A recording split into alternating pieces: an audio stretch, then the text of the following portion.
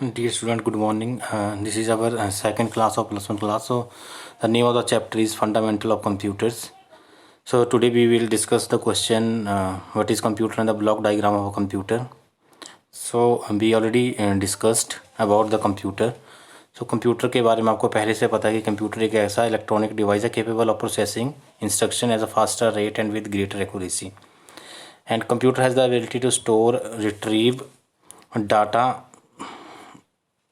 As and when required. मतलब जब भी आप कंप्यूटर पे काम करते हैं वो आपको इनपुट आपसे लेता है, उसके बाद ये आउटपुट आपको उसके बाद आउटपुट के रूप में आपके साथ ये मिलके काम करता है। तो जो भी आप कंप्यूटर में करेंगे वो आपको एज अ प्रोसेस होके एज अ आउटपुट आपको इसमें मिलता है। आगे आप देख रहे हैं कि इसमें the block diagram of computer same as it is आपने ये नोटबुक के ऊपर बनानी है।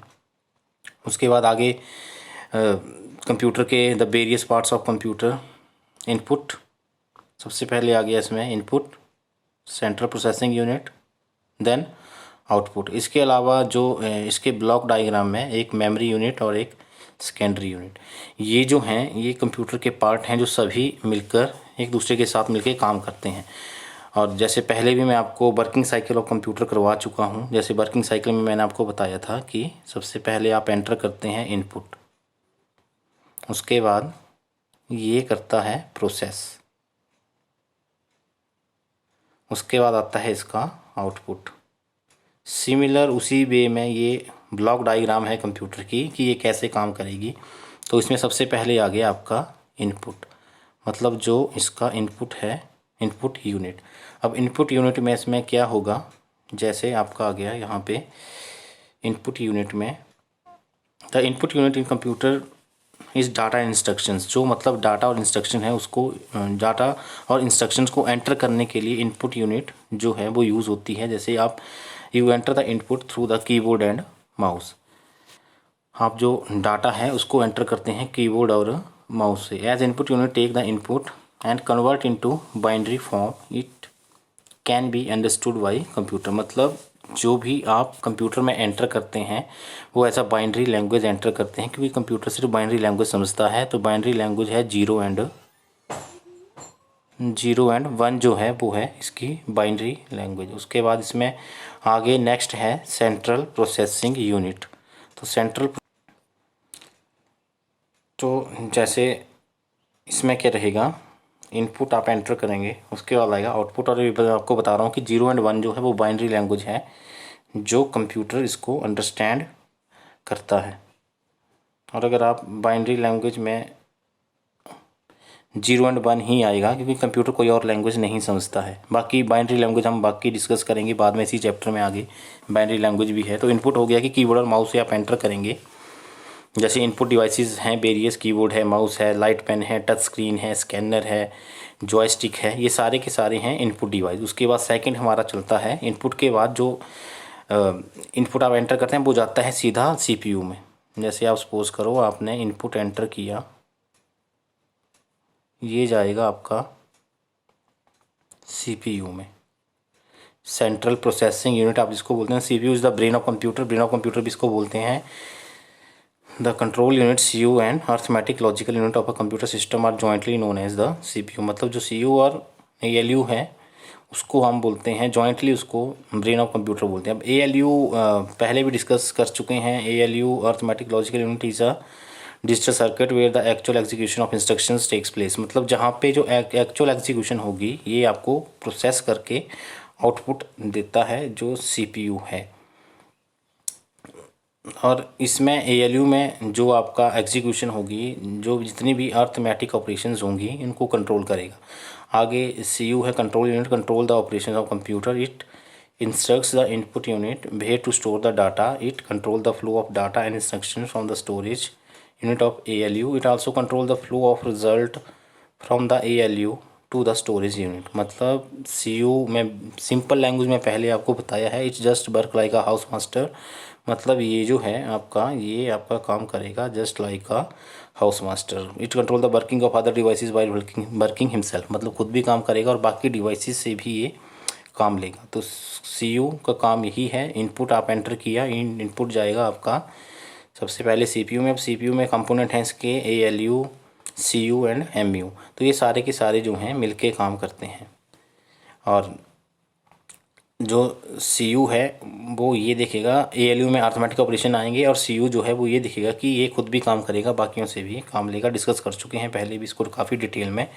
उसके बाद नेक्स्ट हमारा आता है output unit. The output unit is use for displaying the output to outside world. मतलब जो आउटसाइड वर्ल्ड को आउटपुट दिखाएगा। It links computer with external environment. The various output devices are mouse, monitor, speaker etcetera. मतलब जो भी आप output देंगे, जैसे आप कोई भी चीज़ टाइप कर रहे हो, उसके बाद प्रोसेस होके वो आपको मॉनिटर वीडियो के ऊपर दिखती है। मॉनिटर और वीडियो दोनों एक ही चीज़ है। मॉनिटर को वीडियो भी बोलते हैं, विजुअल डिस्प्ले यूनिट। और the various output devices are, जैसे प्रिंटर हो गया, मॉनिटर हो गया, स्पीकर हो गया। प्रिंटर से आप जो भी आप प्रिंट करना चाहते हैं, जैसे अभी मैं ये पेज आपको दिख रहा है, इसको अगर मैंने प्रिंट करना हो तो इसको जो है मैं प्रिंट कैसे करूँगा, प्रिंट कंट्रोल P करूँगा या प्रिंट ऑप्शन में जाऊँगा, IMS ऑफिस बटन के ऊपर क्लिक करके उसके बाद प्रिंट पे क्लिक करूँगा, और इसका जो आउटपुट है hard copy of the data on the page, वो आउटपुट के थ्रू मुझे मेरे पास थ्रू द प्रिंटर आ जाएगी, जो आपको आउटपुट दिखाएगा। ऐसे ही जो भी आप चीज़ टाइप कर रहे हो उसको जब आप स्क्रीन पे देख रहे हो तो वो भी आउटपुट है जो आपको मॉनिटर या वीडियो के ऊपर दिख रहा है। ऐसे ही स्पीकर क्या करेगा, speaker which convert digital information into sound. मतलब जो डिजिटल इन्फॉर्मेशन है उसको साउंड में कन्वर्ट करेगा। जैसे सपोज करो आपने कोई भी आप वीडियो चला रहे हो, उसमें जो जब तक वो प्ले नहीं हुआ है उसका ना आपको आउटपुट दिख रहा है, ना उसकी जो इन्फॉर्मेशन है वो साउंड में कन्वर्ट हो रही है। जब आप उसको प्ले करेंगे, मतलब आप किसी वीडियो को, जैसे कोई भी वीडियो जब आप प्ले करेंगे, जैसे आप वीडियो प्ले करेंगे, प्ले होने से पहले वो है एक डिजिटल इन्फॉर्मेशन। क्या बोलेंगे उसको हम बोलेंगे डिजिटल इन्फॉर्मेशन। फिर जब उसको किया जाएगा प्ले,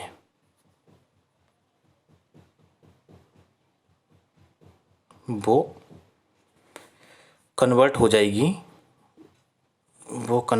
जाएगी आपकी कन्वर्टेड टू साउंड। मतलब वो उसका आ गया आउटपुट। तो स्पीकर को भी एक तरह से आप आउटपुट डिवाइस बोल सकते हैं। ऐसे ही आगे है आपका मेमोरी यूनिट। और मेमोरी यूनिट अब आपकी क्या है, मेमोरी मैंने आपको पहले भी बताई है। Memory the data instruction that are entered into computer system through input have to be stored inside the computer before actual processing start. Process होने से पहले कंप्यूटर में ऑलरेडी वो स्टोर हो जाती है। Also the result produce after processing must kept inside the computer before passed on to the output unit.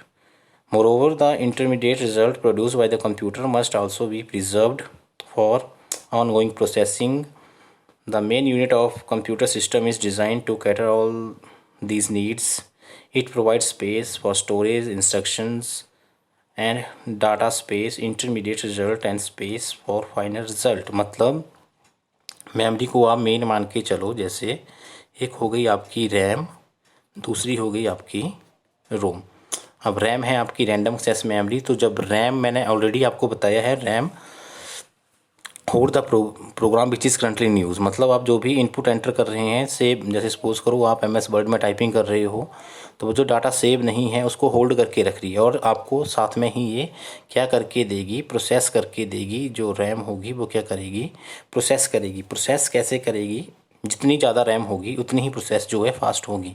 अगर किसी सिस्टम में अगर सपोज करो 1 GB रैम है तो उसकी, और किसी में 2 GB रैम है, तो जो 1 GB वाला है वो होगा स्लो, और जो 2 GB वाला है वो होगा फास्ट। मतलब जिसकी ज़्यादा रैम है वो उतना ही जो है वो फास्ट होगा। ऐसा नहीं होगा कि किसी की रैम कम होगी वो ज़्यादा फास्ट होगा। तो the speed of the computer depend upon the RAM, how much RAM your computer have. और साथ में ये भी होगा कि इसमें रैम का क्या काम है, डाटा को होल्ड करना। और इसको बोलते हैं कि RAM is volatile in nature. ये क्या है, वोलाटाइल।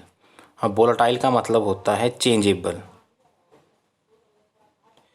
ठीक ठीक है, ये होगी आपकी चेंजेबल, जो या इसको हम बोलते हैं परिवर्तनशील, हिंदी में बोलेंगे कि मतलब जो चेंज होती रहेगी, सिमिलर नहीं रहेगी। जैसे आपका जो इनपुट है कभी भी सिमिलर नहीं होता है, आपका इनपुट जो है वो कॉन्टीन्यूसली चेंज होता रहता है, कभी भी वो सिमिलर नहीं होगा।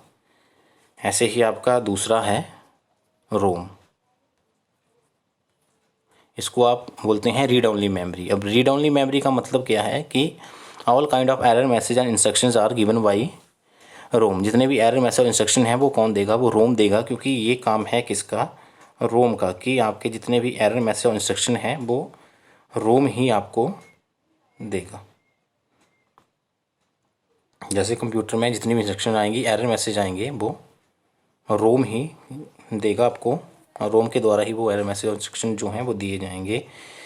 जैसे आपका मेयर computer might be at reach new hardware device found, ये सारे के सारे एरर मैसेज और इंस्ट्रक्शन हैं जो कंप्यूटर आपको देता है through the ROM, read only memory. और लास्ट में आपका आ गया जैसे स्टोरेज यूनिट। अब स्टोरेज यूनिट क्या है, जो डाटा को स्टोर करने के लिए यूज़ होते हैं। जैसे आपका ये हो गया स्टोरेज यूनिट में आपका आ गया हार्ड डिस्क, स्टोरेज में आ गया हार्ड डिस्क आ गया, फ्लॉपी डिस्क आ गया, या CD रोम ड्राइव, DVD रोम ड्राइव, जो आप के कंप्यूटर में स्टोरेज के लिए यूज़ होते हैं। मेनली आपका जो स्टोरेज के लिए रहेगा वो रहेगा आपका हार्ड डिस्क,